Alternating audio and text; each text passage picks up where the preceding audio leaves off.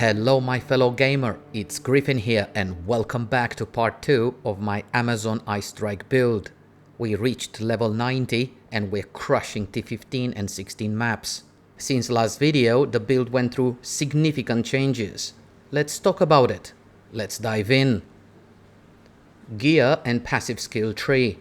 We purchased a new quarterstaff with a lot of physical damage, leech and accuracy rating for a massive boost in damage because we've taken the major Ascendency node, Penetrate, that states attacks using this weapon have added physical damage equal to 25% of accuracy rating on the weapon. Well, our new quarterstaff has 689 accuracy rating, so 25% of this value will be added as physical damage, making it an exceptionally good weapon. Also, we're using the deepest tower item that makes enemies in our character's presence count as being on low life, while reducing its presence by 53% because this specific item has a bad corruption.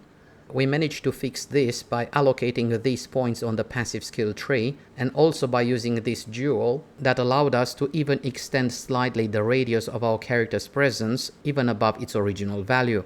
The damage goes through the roof due to the colossal 420% increased damage against enemies on low life because we've allocated these nodes on the passive skill tree. So far, the skill tree looks like this. We've invested into critical nodes, heart stopping, heart breaking, struck through, and dispatch foes, and currently estimated crit chance from main hand is 54.97%, while the crit damage bonus is 350%. We've purchased a new amulet with life, evasion, all resistances and all attributes, and instilled heavy frost that states hits ignore non-negative elemental resistances of frozen enemies.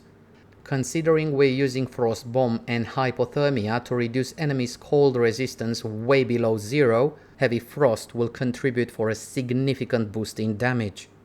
We also purchased a new body armor with a ton of evasion that it is further amplified by these nodes on the tree: cat-like agility, bestial skin and enhanced reflexes.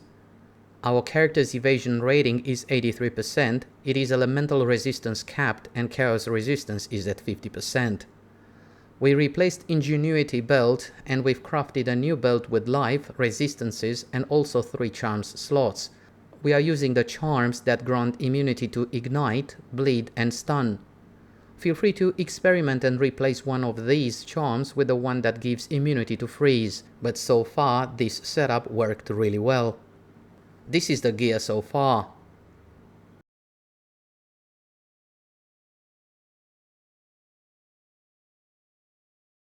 Gems. We are using Ice Strike with 5 support gems and the last link is Execute for 50% more damage against enemies on low life. Tempest Bell with Font of Rage, Rage, Overabundance and Ice Bite.